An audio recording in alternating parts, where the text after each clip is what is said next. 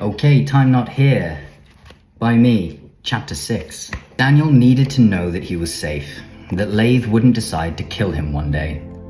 On a whim. He'd learned from his extensive, time-consuming research that a psychopath will usually not kill someone unless they feel threatened. He learned that serial killers are a subgroup of psychopaths who have the compulsive need to kill for the sake of killing, but that they are very rare, and don't tend to kill people they know unless provoked. Only a small percentage of psychopaths will ever murder someone. It's not that I'd have a problem killing someone, or some kind of moral issue with doing it if they were making my life difficult, he'd read on a Reddit post submitted by a self-declared psychopath. But most of the time, I know that if I did kill someone, it would make my life much harder. I'd have to deal with the body, figure out a cover story, blah blah blah. Point is, unless you get in my way and seriously threaten my career or security, then the most I'll do is fuck with your head. And honestly, that's enough to get what I want from you. Daniel still hadn't worked out if Laythe did hold a grudge against him, and if he did, whether this grudge was going to give him enough reason to try and take his life. But that post suggested that these people enjoy fucking with people's heads. Maybe that whole knife thing was just Laythe amusing himself, like he did when he laughed about how easy it was to act. Either way, as long as he was dependent on Daniel for the rent, a roof over his head at a time when he had no other options, he wouldn't ruin the deal by killing the only income generator of the household, surely. For now, as long as he kept paying the rent, Laythe should be happy with the free lunch and not do much to jeopardize it. When he arrived for work the next day, Daniel was feeling better about the situation. Yes, his best friend was a psychopathic liar who is currently, and was throughout their entire friendship, manipulating his way to handouts. Yes, the man cannot be trusted, but at least his life was no longer in imminent danger. While at lunch, he called Sam and arranged to meet for coffee later in the day. It was time to tell this story to someone else. Someone who wasn't a stranger in a room full of conspiracy nuts. So what's up? You sounded kind of tense on the phone. I'll be honest with you, Dan, you look like shit. Sam was concerned as they sat down. Well, that's why I wanted to talk to you, mate. I'm in real trouble. I need a friend I can trust with a pretty intense secret. You're getting me worried now. What is it?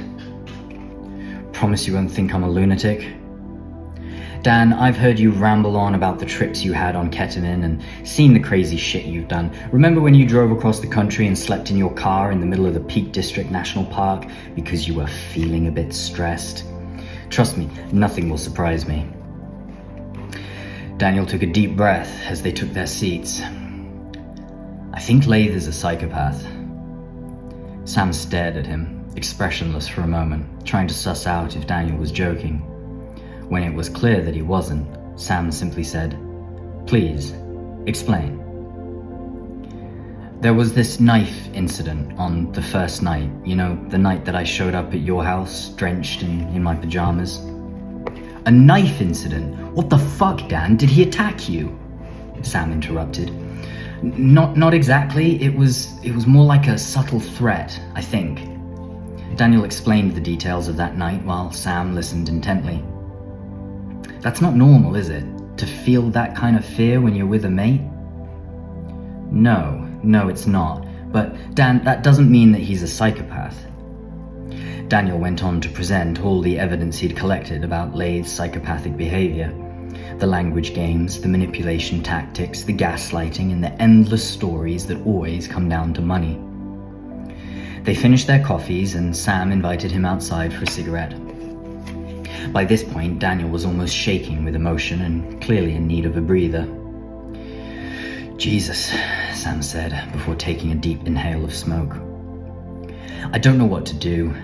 Do you think I'm right about all of this? Daniel asked, remembering the possibility that he was delusional about the whole thing. It sounds like it. I've read up about psychopaths for my own interest. He sounds like he fits the profile, almost completely. He's clearly low functioning, so not the kind that becomes CEO of an investment bank, but he definitely has no problem using manipulation on people that care about him and most definitely lacks empathy. Sam took another deep inhale of smoke and paused, puzzled. Wait a minute, he continued after the exhale. Remember when you were leaving York to move to Norfolk and you drove to your old restaurant with me to grab some plates and stuff? Yeah, Laythe had spoken with the manager. There were some old utensils that were going to be thrown away. The manager said I could take them with me to my new flat. Daniel had forgotten that Sam had actually met Laythe once on that brief occasion. Exactly. Well, when you were inside, I was sat in the car. When Laythe came out holding a knife, a big fuck-off kitchen knife. He was holding it by his leg as if he was hiding it. And I remember shitting myself, thinking he was a murderer who was about to kill someone in a dark alley. Of course, I'd never seen Laythe. You walked out and said something to him, and that's when I realized who it was. It shook me up, that did, but I brushed it off as a misreading of an event.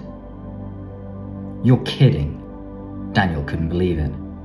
No, it stuck with me for ages. I couldn't place it. Just a funny feeling in my gut that said this is a dangerous person. I never told you because it seemed like you really liked the guy. He had no idea how much of a relief it was for Daniel to hear this. It meant that Daniel was not the only one who'd felt that visceral fear while in the presence of Laythe holding a knife. This was real. Sam switched gears and gave Daniel some advice on how to handle the situation. It closely matched what he'd read online. Don't confront him, plan your exit, and then never contact him again. I can actually handle this, Daniel started to think. It will be tough, and I'll have to swallow my pride to endure the constant manipulation attempts, but if I can keep it up until the contract on the house runs out, then I can make a quick exit without suffering too much damage. Whatever you do, Sam concluded, don't make yourself useless. If he uses you for money and it's 20 quid every now and then, and you can afford it, just take the hit and give him the money. Consider it a down payment on your safety.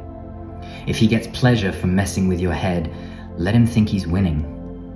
You know it's not working anymore, but if he thinks he still has a hold on you, then you're still useful to him. I don't think either of us want to find out what will happen if you stop being useful. During the walk home, Daniel walked at a snail's pace. Each step was accompanied by a growing sense of relief. His suspicions were correct. Sam had agreed. He noticed that his walk was more confident than it had been in weeks. For the first time since that terrifying first night, he had control. He had power. I can do this. As he walked, he rehearsed a few phrases that he could use to get out of any uncomfortable situation or manipulation attempt that may be coming.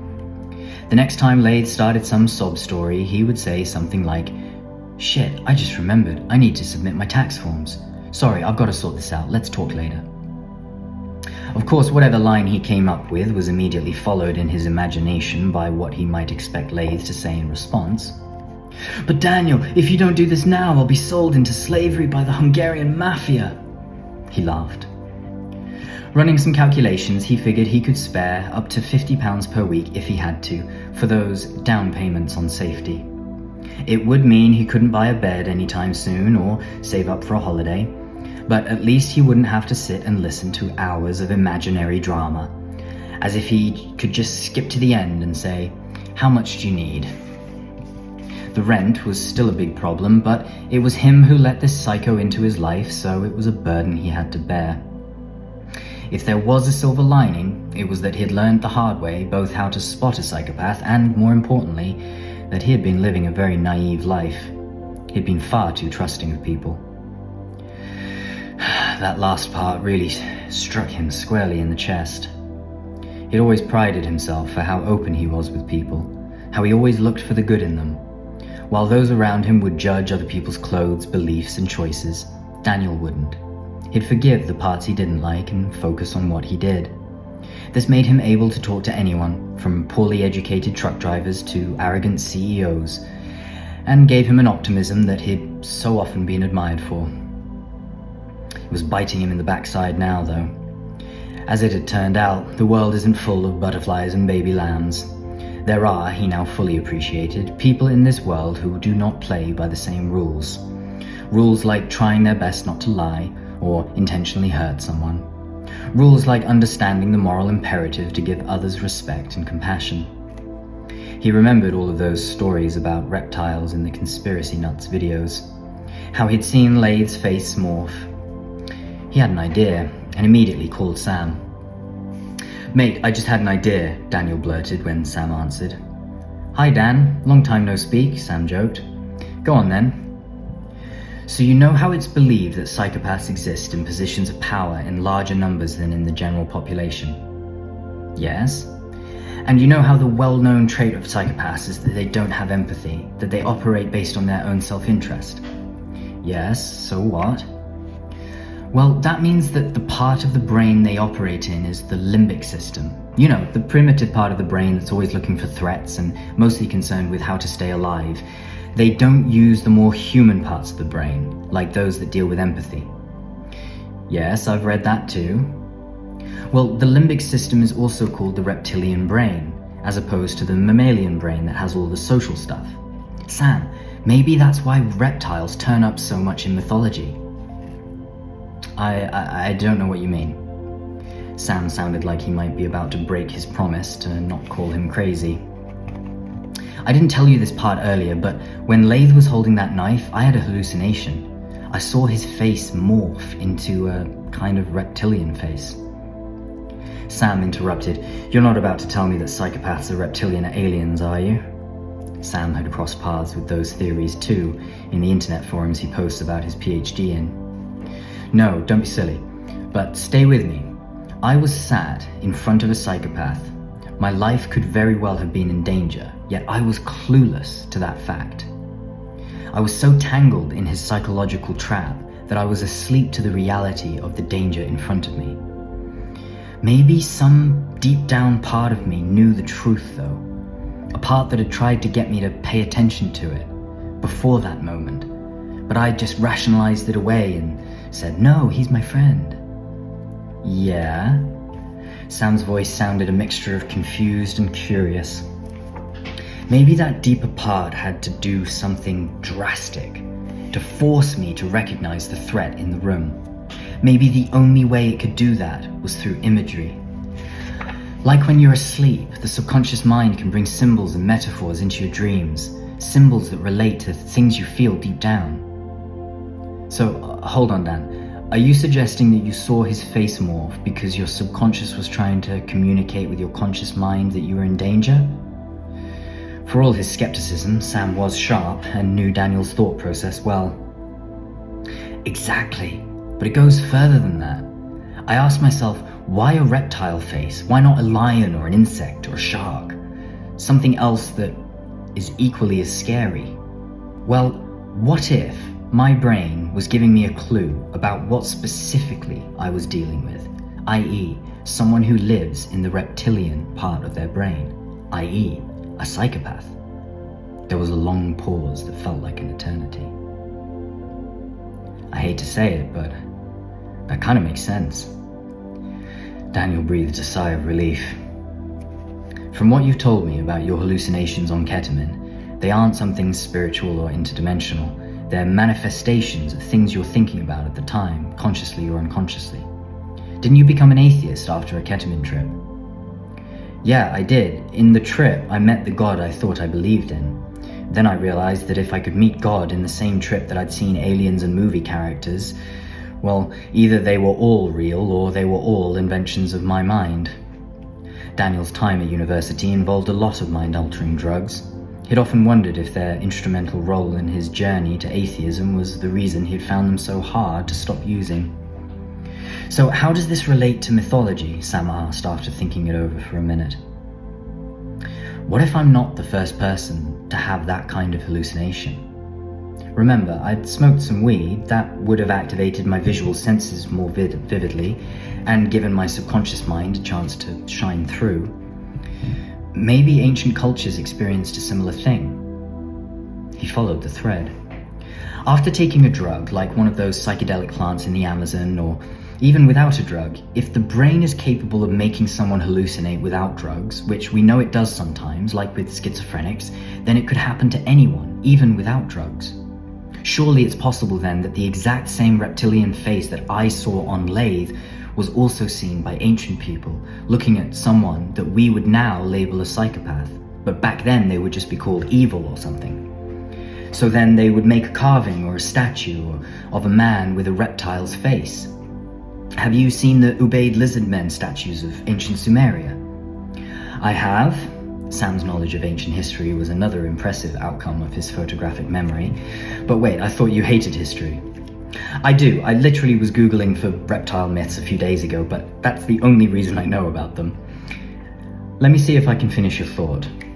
It was like old times again, Sam anticipating Daniel's wild idea and trying to see where he was going with it. You're proposing that the reason they carved those statues wasn't just for fun or quirkiness, but to actually encode information about their experiences. Like how we might write a song or book about our own life lessons. Maybe they'd had confrontations with psychopaths, had the same kind of hallucinations that you had, saw a reptile face, and then wanted to share what they'd seen with others as a warning. Stay away from men who act like snakes. Exactly. Daniel was thrilled that Sam was on the same thought track. This must be why those conspiracy guys go on and on about interdimensional reptiles. They must have seen a person in power who also happened to be a psychopath. Their brains then hallucinated reptilian features in an attempt to show them what the reality was behind the mask, that the person they were looking at was living in their limbic system and had no empathy, just like a snake. Makes a lot of sense, Dan, but why do you think they're interdimensional? Probably the only way that they could make sense of what they saw. If they'd never taken a psychedelic before, then it must have been pretty freaky for them to hallucinate like that. Either they have to conclude they're delusional, which no one wants to do, or they just create a complex narrative which wedges their visionary experience into a reality that they can swallow, invoking some science fiction to make it exciting, and because it's the only thing that could explain it for them. I saw it, therefore it must be real, therefore it must be an interdimensional reptile. How else could a face morph like that? Jesus. Daniel arrived home to find the cat reclined on the sofa. He'd paid little attention to the cat since moving in. He'd resented the poor creature for being a pawn in Laythe's manipulation games, and for starting this whole friendship in the first place. He wondered how many others Laythe had lured into his world using that cat. How his exaggerated affection towards the creature would have fooled them too into thinking he possessed a soul. Hardly the cat's fault though, he thought. He stroked its black fur and felt the warmth of its body as it stretched out and exposed its belly for a good scratching. Daniel remembered the role the cat played in finding a house, both for the original move to Great Yarmouth and for this one back to York. I can't live in a house share with a stranger, Laythe had argued. The cat won't adjust well, and how do I know they're going to treat him nice when I'm not there? That argument had ruled out not only the more convenient and cheaper house shares, but all non-ground floor apartments, city centre areas, and anywhere not near a park. The house that Daniel had found fit all the criteria, but was far more expensive than if they'd been without such an apparently choosy cat. Come to think of it, he had always made a huge deal about the house sharing idea, like he would never agree in a million years to it, even if the owner was someone who clearly loved pets. Perhaps, thought Daniel, Laythe knows that if he gets too close to someone, they'll eventually figure out what he is. So he can only live with someone if he knows they're already hooked under his spell. Someone like me. The purring got louder. Daniel wondered how such a calm cat could come with such a manipulative man. He repositioned his leg, sending the cat into a frenzy of panic at the sudden motion of the foot. It yelped, leapt across the room, and stood with its fur firmly stuck up as if it had seen a ghost. There it is, Daniel thought. That poor cat is damaged. He decided that he should make more of an effort to be kind to this traumatized creature. At least he could have one friend in this house of hell. Just take it one day at a time, he said to himself. Just continue to be useful. Laythe burst through the front door, drenched in sweat and out of breath, as he delivered the safety-shattering news. Matey, I just got offered a bartender job. Isn't it great? I don't need your money anymore. And that concludes part 1 of my novel, Time Not Here. Part 1 is called Welcome Home. It is followed by part 2 called The Descent, which begins with chapter 7, which I will share with you all very shortly. Thank you for listening. Thank you for being in the presence of me as I read this book. It's been a pleasure to be here, and please take care of yourself, take care of your family, and I will see you again soon. Bye-bye.